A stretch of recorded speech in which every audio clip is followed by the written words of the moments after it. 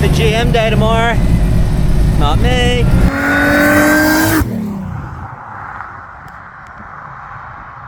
Welcome back.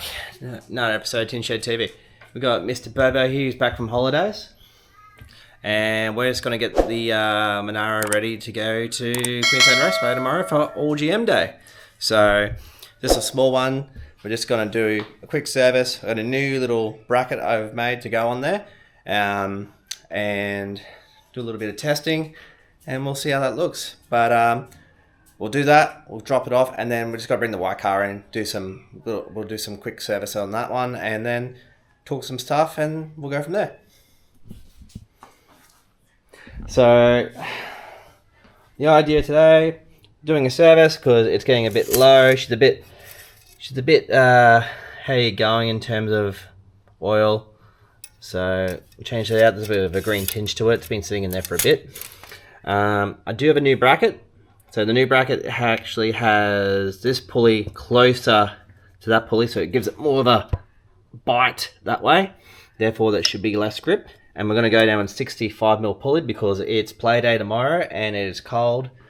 We also might get around to making something to get the air away from this because hot air come into there. No good.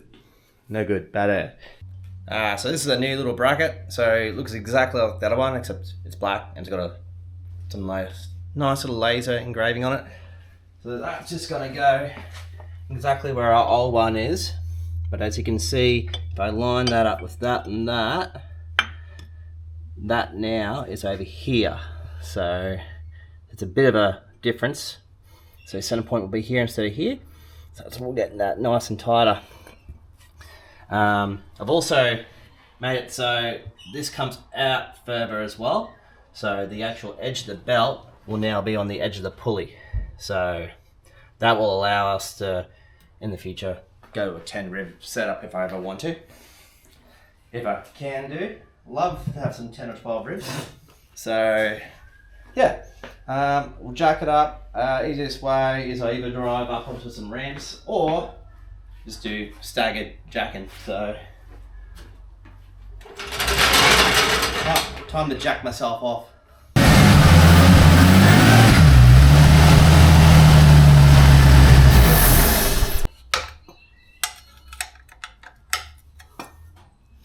Always use a long bar if you can. The more torque you can provide to a nut, less chance you have stripping it.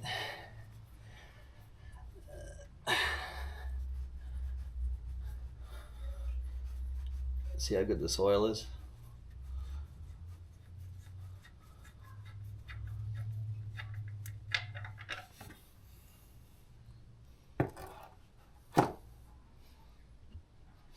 Smells the 85-y.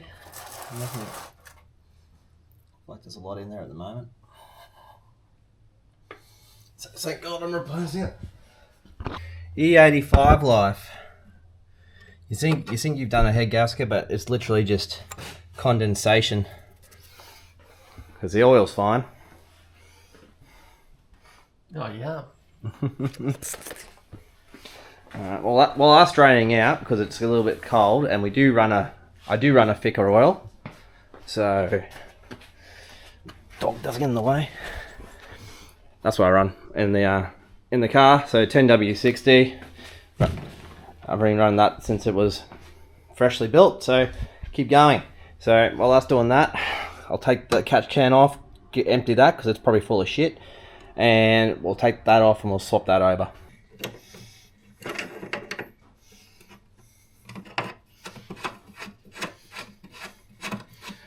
Dash 12 lines.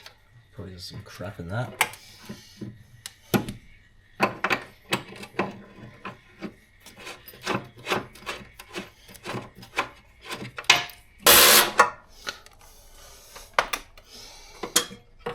How much is in my catch can?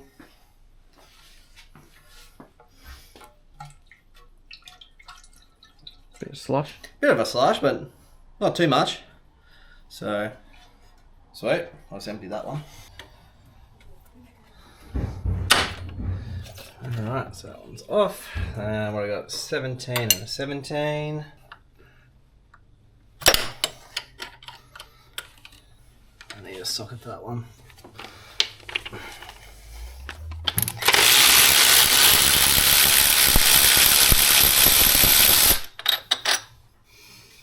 Cool. You hold that back whilst I get this one.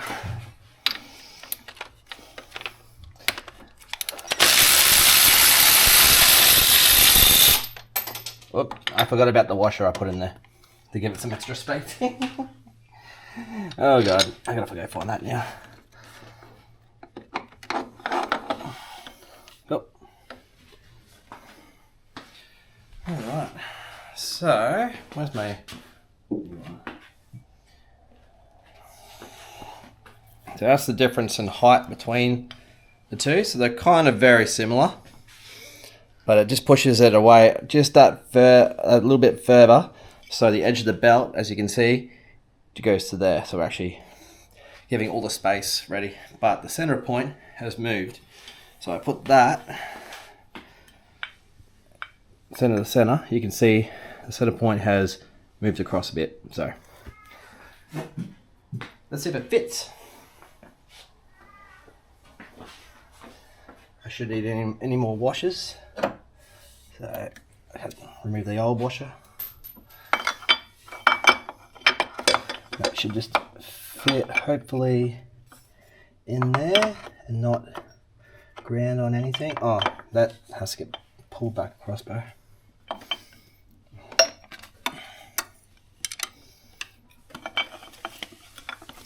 So that should not foul on anything, but I have a feeling I've got a bigger issue. What is this hitting on?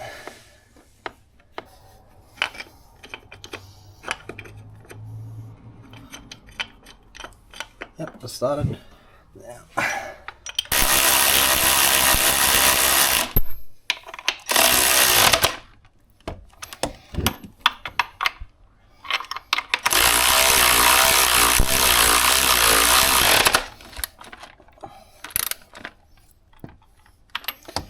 Cool. Alright, so that's now cleared that, so let's go put the new pulley on it. I don't know what's going on, but I think my ratchet thing has a cam. It's got a cam. Ooh. So battery's fucked. Well, let's try a different battery.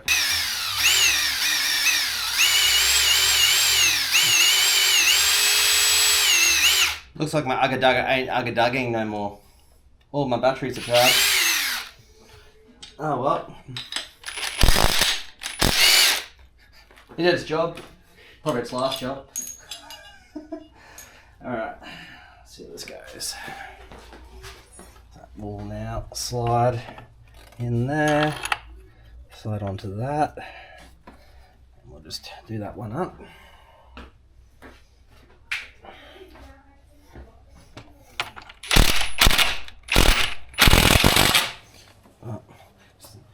Definitely its last job. Since the Ugga is Ugga itself. Yep, not too tight that I don't strip the threads and the aluminium. Alright, so let's see how she looks. And hopefully, if all going well, I don't need a new belt for the same size pulley. That's all on there, that's all on there. Go back. Pull that back for me. So that goes, that goes under that. I think I'm gonna have to need a longer belt.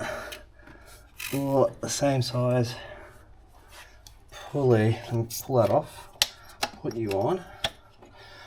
Oh, maybe not. Just got to do it in order. So that's on. That's all around that. That's all around that. That's on that. Okay. There we are. So yeah. So now that's closer to that.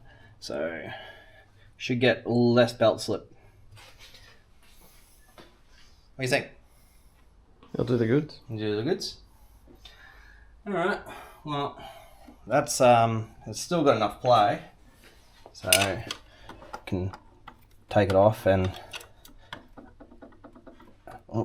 do that anymore. I'll start taking off the nut because it's reverse road. So there we go. Sweet. What we might do, we'll slap the 65mm pulley on, get it ready, and then we'll, yeah, by that time I think everything should have been drained down. We fill it with fluid and start it and see what it sounds like. 65mm pulley belt and a 65mm pulley, and we'll see how that goes. So I've got to take him off first. Crack it whilst the whole belt's still on here. Makes it life easier. Sweet. Alright, take him off first, which is going to probably kill my fucking finger because we run Tin Shed TV. I'm going to get something with a bit more space.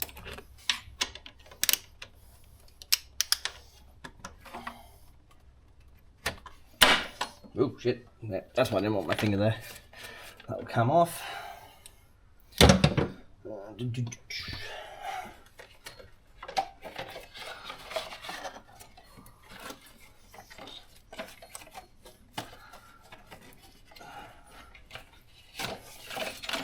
we are. Alright, so I'll put that over there. It's a 70mm belt. And I'll take my 70mm pulley off. Tensioner you've got on there, your big one. Yeah, so this tensioner, you get in here, Baba. We're custom made CNC tensioner. Looks exactly like the factory one, where it obviously has the offset pulley and tensioner. So we made, working with Wayway Engineering, we made up a new tensioner bracket system. Works with another factory tensioner from a truck, and that gives us enough tension to have some really, very tight belts. So throw that on there. Give me one. And this pulley runs the same spacer at the back of that. So that's just like a little shim to make sure that the offset's right. So it's only like 0.5 of a mil, just so everything lines up. Yep, there we go.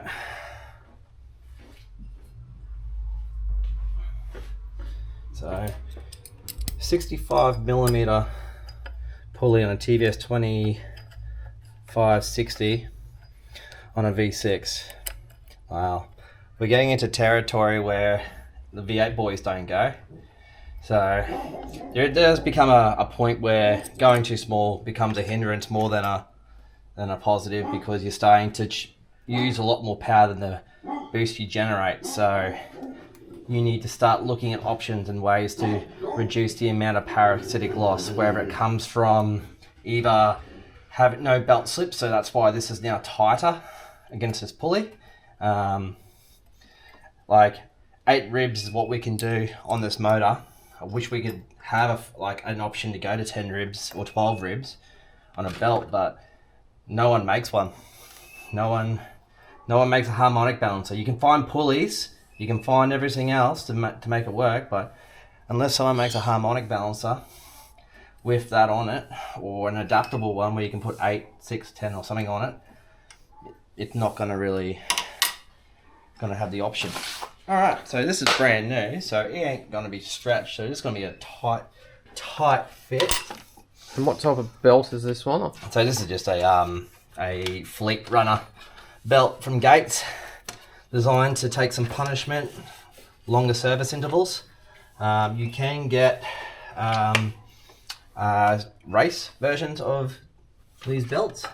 So Gates do an actual motorsport version of serpentine belt, and they are designed for supercharger applications. They got a different compound, they don't stretch. and they have a bitier surface. So what we'll do is chuck that there, and let's see if I can. I'm gonna take you first, put you down.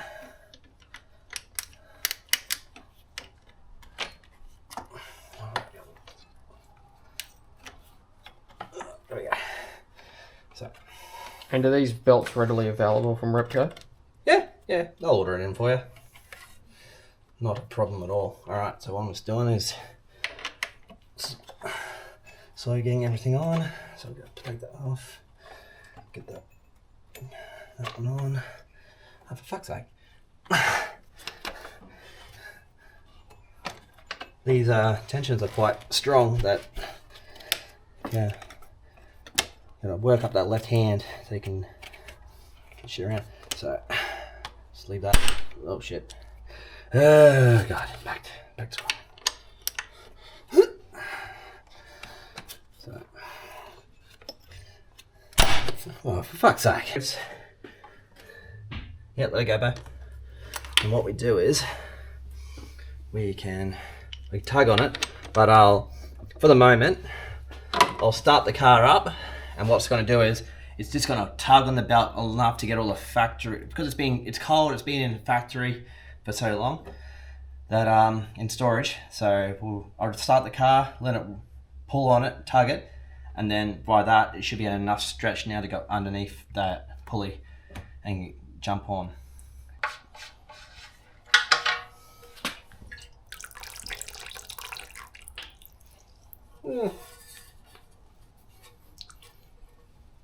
Not really that much of your E85 life. Doesn't breathe as hard as like a Skyline or anything like that, so didn't expect much. You see there's some of the catch cans on like Skylines, they're massive because they have a lot of engine blow-by issues, a lot of breathing issues. But yeah, that's good. It's all done. And what oil filter are you running, Ev? So this is. I like to run the K&N. This I think is an SO 2000, a PS 2001. Remember that part number. So PS 2001. So that's the filter to suit this engine. It's a bit bigger capacity than your Z154s, your standard filters from Ryco. I couldn't order a new one in time, so we're just going to send a high quality ST154 filter in today, but it'll do the job. But we'll order a bunch more of those. So just to show high comparison why I run it, that much more filtration. So an extra third, 33%. So that's the job. But nothing wrong with the internals of a Ryco. No, nothing wrong with it. There's more capacity, more filtration means less drop in pressure over a surface area. So if you run high volume oil pumps, you want a big filter. Pre-fill my filter, only half, because only half the other half will fall out otherwise when I screw it back in. Put this back into position.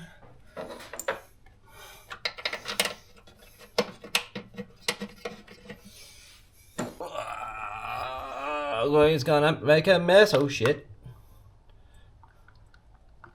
Castrol Edge goodness. Yeah. I can't find my other funnel, so I got this little baby funnel. It's gonna take me ages to pour this. One eternity later. So is there a reason why you run a 10 weight instead of a 5 weight? Well, the bearing clearance is still close to factory.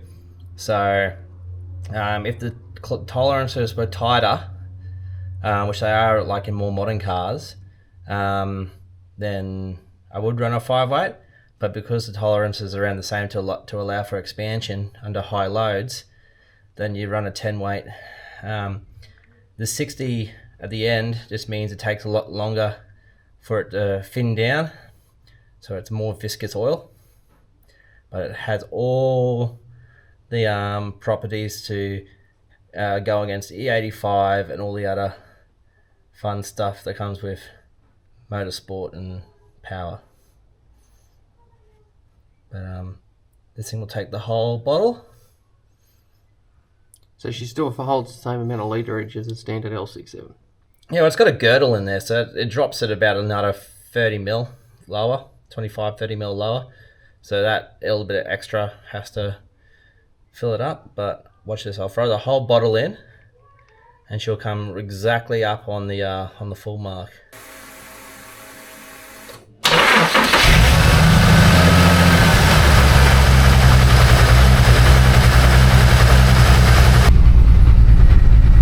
PSI of oil pressure. All good. Get all stuff off. Put it in.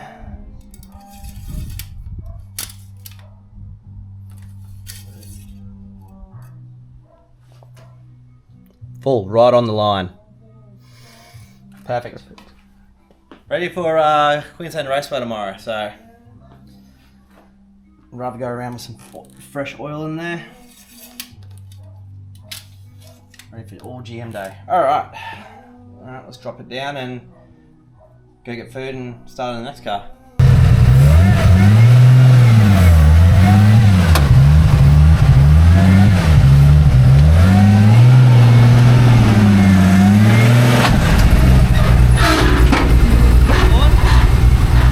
Come forward.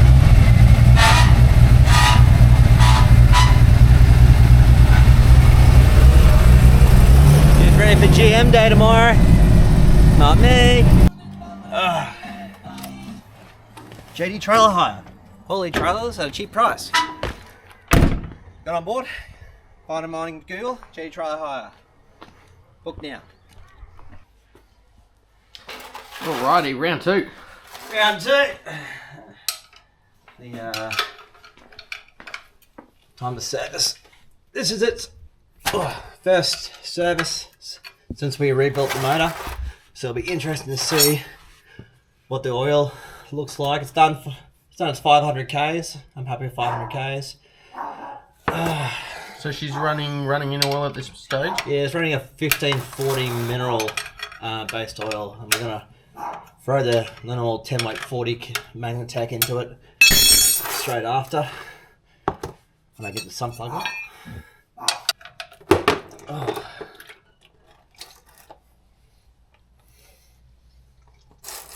How's the colour under there? She's dark in colour already, isn't she? A bit stinky. Mineral oil, it's always stinky. Cool. And what oil are we going to chuck back in her? We are running 10 weight 40 Magnatech. So the most common oil used in these things.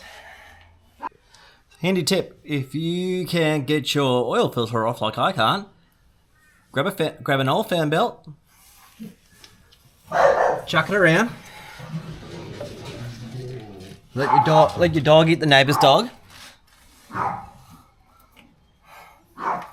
Oh. This is the hard part. The stupid power steering line, I swear to God, is the most annoying placement. Alright, we got it off. It was Had to use some mine on that one. bit of a screwdriver and a hole technique, but we got there. And it still took a mite with the screwdriver to pry it off. Yeah, so super cheap auto brand. I don't know if that's the cause, but yeah, I did lube it beforehand. So quality oil. Yeah, there is stuff in it, but I don't see any chunks, so that's good. Chunky. Alright, so let's give it a clean up. Pull the oil out, and then we'll have a quick look and see what it looks like. So that's what it looks like. Is it? Yeah. It's from 500 Ks, and then let's see the magnet. It's not moving, which is good. Let's go fishing.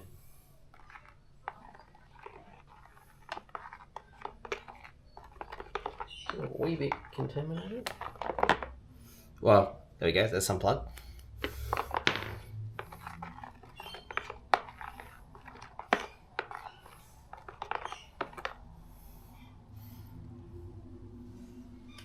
It's like you're making chocolate bread. Only thing I picked up was that, but I don't know if that was in the bowl beforehand. So looks like no big particles or anything like that. So happy days.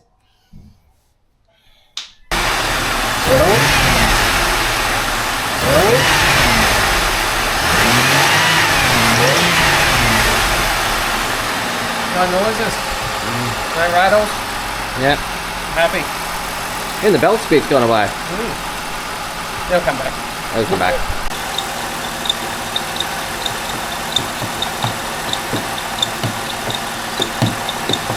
And that's the belt noise. That's the belt rhythm. That's the rhythm.